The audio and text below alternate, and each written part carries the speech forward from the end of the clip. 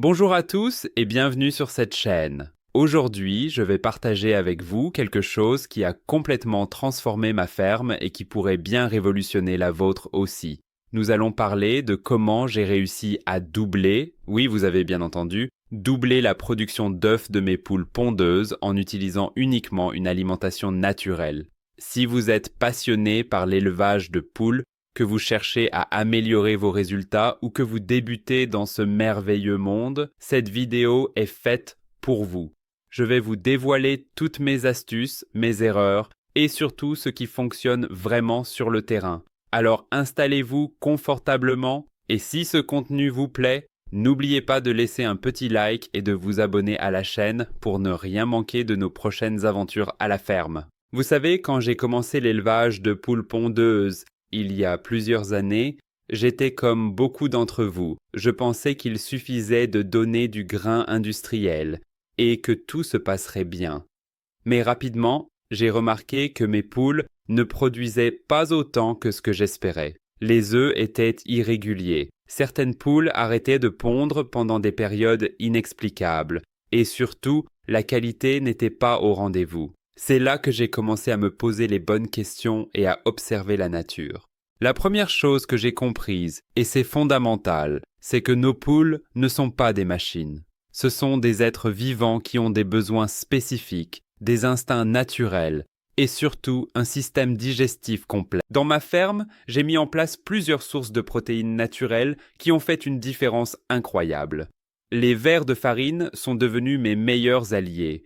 J'ai commencé un petit élevage de vers de farine dans un coin de la grange, et croyez-moi, c'est plus simple qu'il n'y paraît. Quelques bacs en plastique, du son de blé, et voilà, vous avez une source de protéines inépuisable. Mes poules en raffolent absolument, et je peux voir la différence dans leurs œufs. Les jaunes sont plus orangés, plus fermes, et surtout la production a considérablement augmenté. Les insectes du jardin sont également une ressource fantastique. J'ai aménagé des zones dans mon poulailler où je retourne régulièrement la terre et j'ajoute du compost. Cela attire naturellement des vers de terre, des larves et toutes sortes d'insectes que mes poules adorent chasser. C'est non seulement nutritif, mais ça les occupe aussi, ce qui réduit le stress et les comportements agressifs dans le groupe. Une autre source de protéines que j'utilise beaucoup, ce sont les restes de poissons. Si vous habitez près de la côte ou si vous connaissez un poissonnier, demandez-lui les parures de poisson. Vous pouvez les faire cuire légèrement et les donner à vos poules. Elles vont se régaler et vous verrez une amélioration spectaculaire de la qualité des œufs. Attention cependant à ne pas en donner trop souvent, 1 à 2 fois par semaine suffit largement. Maintenant, passons aux légumes et aux verdures, car c'est un élément que beaucoup de gens négligent complètement. Les poules ont besoin de verdure fraîche tous les jours. Dans la nature, elles passent une grande partie de leur temps à picorer de l'herbe, des feuilles et toutes sortes de végétaux. Cette verdure leur apporte des vitamines essentielles, notamment les vitamines A, E et K, ainsi que des minéraux importants. J'ai installé dans mon poulailler ce que j'appelle mon jardin à poules. C'est une zone où je fais pousser spécifiquement des plantes qu'elles peuvent manger librement. Le trèfle est excellent, c'est riche en protéines et en calcium. La luzerne est également fantastique. Les épinards, les blettes, le chou frisé, toutes ces verdures sont des super aliments pour vos poules. Je fais aussi pousser des courges et quand vient l'automne, je leur donne les courges entières. Elles les picorent pendant des jours, c'est une source fantastique de vitamines et ça les occupe énormément. Les orties sont un secret que peu de gens connaissent. Ces plantes que tout le monde déteste dans son jardin sont en réalité un trésor nutritionnel pour les poules. Elles sont incroyablement riches en protéines, en vitamines et en minéraux. Je récolte des orties avec des gants, je les fais sécher ou je les donne fraîches légèrement hachées et mes poules en sont folles. J'ai remarqué que pendant les périodes où je leur donne régulièrement des orties, la couleur des jaunes d'œufs est absolument magnifique, d'un orange profond qui témoigne de leur excellente santé. Le calcium est un autre élément absolument crucial pour la production d'œufs. Chaque œuf pondu nécessite une quantité importante de calcium pour former la coquille. Si vos poules manquent de calcium, vous allez commencer à voir des coquilles fines, voire des œufs sans coquille. Et la production va diminuer dramatiquement. La source de calcium la plus connue, ce sont bien sûr les coquilles d'huîtres broyées qu'on peut acheter dans le commerce. C'est très bien, mais il existe aussi des solutions naturelles et gratuites. Les coquilles d'œufs, par exemple. Je garde toutes mes coquilles d'œufs. Je les fais sécher au four à basse température pour éliminer tout risque de contamination. Puis, je les broie finement. Je mets ce calcium à disposition de mes poules en libre service. C'est fascinant de voir comment elles savent instinctivement quand elles en ont besoin et viennent en picorer. J'utilise également de la poudre d'os que je prépare moi-même. Quand je prépare des volailles ou d'autres viandes, je garde les os, je les fais bouillir longuement pour en extraire tous les nutriments, puis je les fais sécher et je les broie. Cette poudre d'os est riche en calcium et en phosphore, un duo essentiel pour des œufs de qualité. Les graines et les céréales constituent évidemment la base de l'alimentation de vos poules, mais là encore, la diversité est la clé. Je ne donne jamais un seul type de grain à mes poules.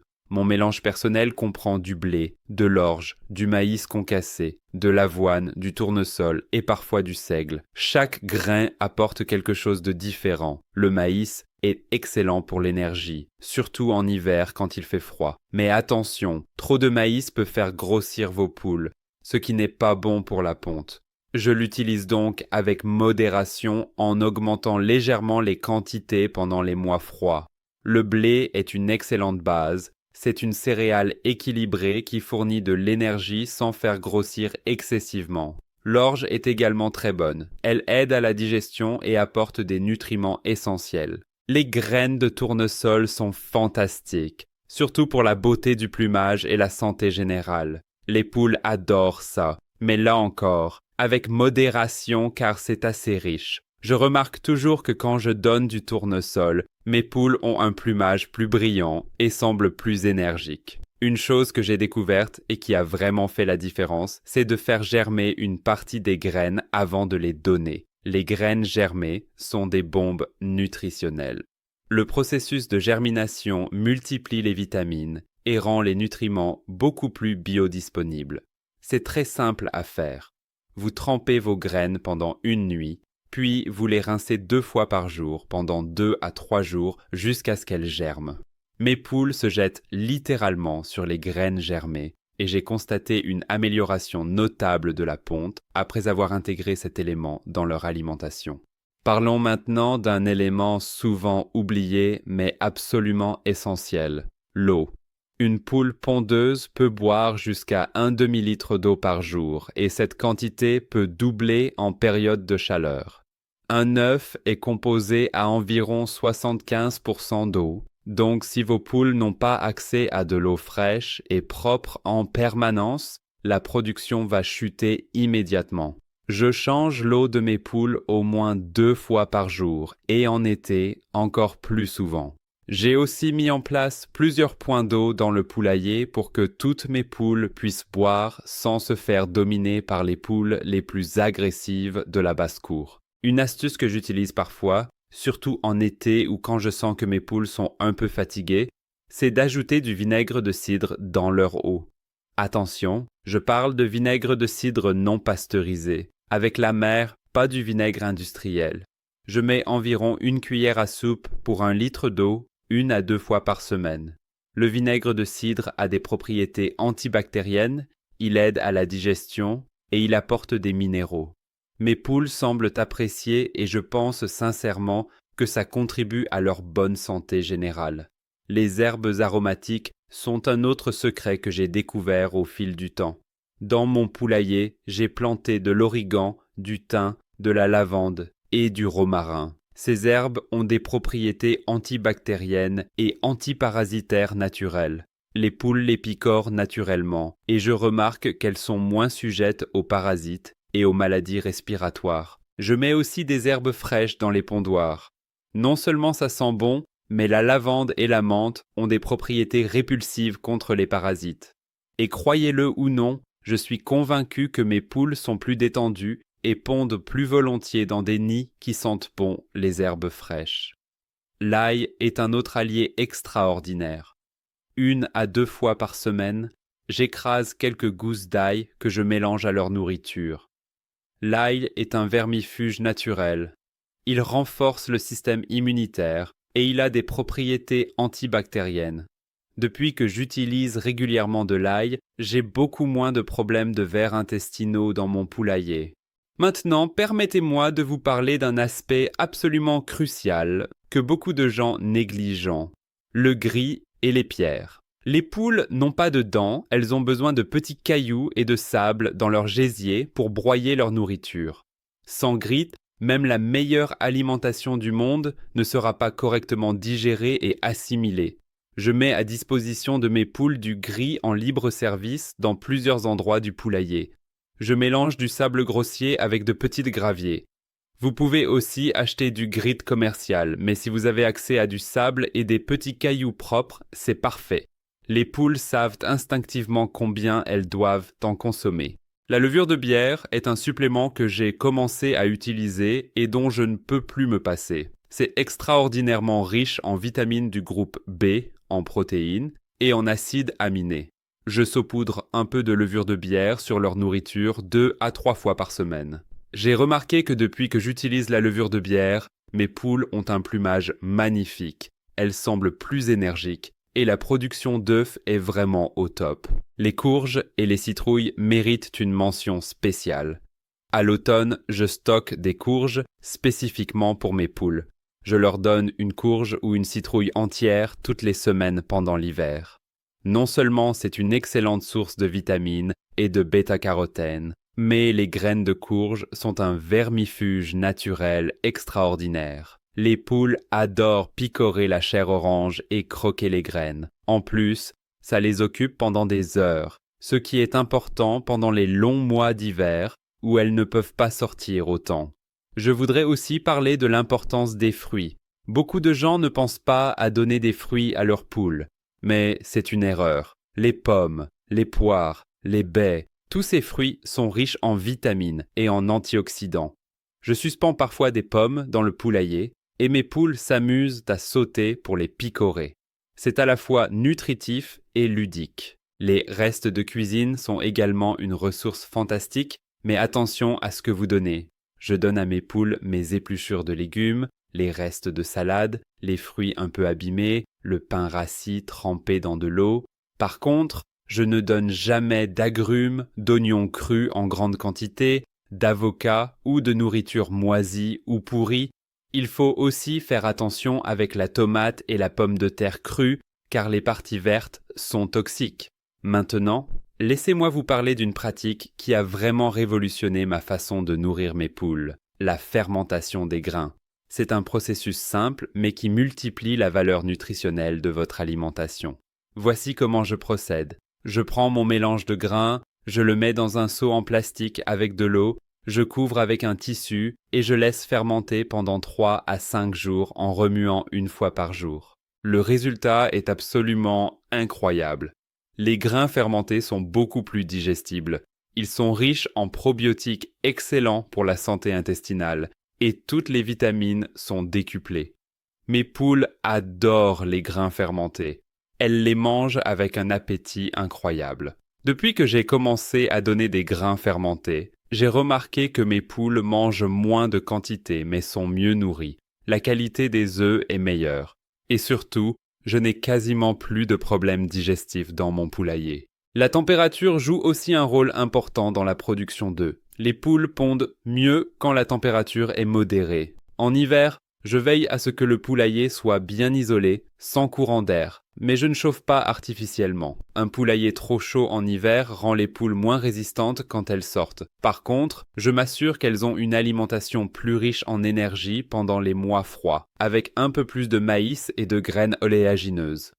En été, c'est le contraire. Je m'assure qu'elles ont de l'ombre, beaucoup d'eau fraîche, et je leur donne des aliments plus rafraîchissants comme des pastèques, des concombres et des légumes gorgés d'eau. J'ai aussi planté des arbres qui donnent de l'ombre dans leur parcours extérieur, et je peux vous dire que ça fait une énorme différence les jours de canicule. La luminosité est un facteur que beaucoup de gens sous-estiment. Les poules ont besoin d'environ 14 à 16 heures de lumière par jour pour maintenir une ponte optimale. En hiver, quand les jours raccourcissent, la production d'œufs baisse naturellement. Certains éleveurs utilisent des lumières artificielles pour maintenir la production, mais personnellement, je préfère respecter le cycle naturel de mes poules et leur permettre de se reposer pendant l'hiver. Cela dit, je m'assure que leur poulailler a de grandes fenêtres pour maximiser la lumière naturelle. Le stress est un ennemi terrible de la ponte. Une poule stressée va arrêter de pondre, c'est aussi simple que ça. Il y a beaucoup de facteurs de stress. La surpopulation, les prédateurs, les bruits forts, les changements brusques dans l'alimentation ou l'environnement, les conflits dans la basse-cour. J'ai appris à créer un environnement calme et stable pour mes poules. Je ne mets jamais trop de poules dans un espace limité. Chaque poule doit avoir suffisamment d'espace pour exprimer ses comportements naturels, gratter, picorer, se percher, prendre des bains de poussière. J'ai aménagé plusieurs perchoirs à différentes hauteurs, plusieurs pondoirs pour éviter les compétitions, et surtout, j'ai créé des zones de bains de poussière avec du sable fin mélangé à de la terre et un peu de cendre de bois. Les poules adorent se rouler dans la poussière, c'est leur façon de se nettoyer et de se débarrasser des parasites. La santé générale de vos poules est évidemment directement liée à leur production d'œufs. Des poules malades ou infestées de parasites ne pondront jamais bien, quelle que soit la qualité de leur alimentation. Je suis très vigilant sur la prévention. Je nettoie régulièrement le poulailler. Je change la litière fréquemment. J'inspecte régulièrement mes poules pour détecter tout signe de maladie ou de parasites. Les poux rouges sont un fléau dans les poulaillers, surtout en été. Je lutte contre eux de façon naturelle en saupoudrant de la terre de diatomée dans le poulailler, sur les perchoirs, dans les pondoirs. Je mets aussi de la terre de diatomée dans les bains de poussière. C'est un produit naturel qui dessèche les parasites sans être dangereux pour les poules. Parlons maintenant de quelque chose d'extrêmement important, la race de vos poules. Toutes les races ne sont pas égales en termes de production d'œufs. Si votre objectif est vraiment de maximiser la production, il faut choisir des races pondeuses reconnues. Les poules rousses, les Leghorn, les Sussex, les Rhode Island Red sont toutes d'excellentes pondeuses. Ces races peuvent pondre entre 250 et 300 œufs par an dans de bonnes conditions. Cela dit, même avec les meilleures races, si l'alimentation n'est pas au rendez-vous, vous n'atteindrez jamais ce potentiel. C'est pour ça que tout ce dont nous avons parlé aujourd'hui est si important. L'âge de vos poules joue également un rôle crucial. Les jeunes poulettes commencent à pondre vers l'âge de 5 à 6 mois. La première année est généralement la meilleure en termes de production. Ensuite, la ponte diminue progressivement chaque année. Après 3 ou 4 ans, la plupart des poules pondent beaucoup moins. C'est normal et naturel. Dans ma ferme, je garde mes poules même quand elles ne pondent plus beaucoup, car elles contribuent encore à la dynamique du groupe et elles méritent une retraite paisible après avoir tant donné. Je voudrais aussi parler de l'importance de la transition alimentaire. Si vous décidez de changer l'alimentation de vos poules pour adopter une approche plus naturelle comme celle que je vous propose, ne le faites pas du jour au lendemain. Les poules ont un système digestif sensible et les changements brusques peuvent causer du stress et des problèmes digestifs. Introduisez les nouveaux aliments progressivement sur une période de 2 à 3 semaines, en mélangeant l'ancienne et la nouvelle alimentation.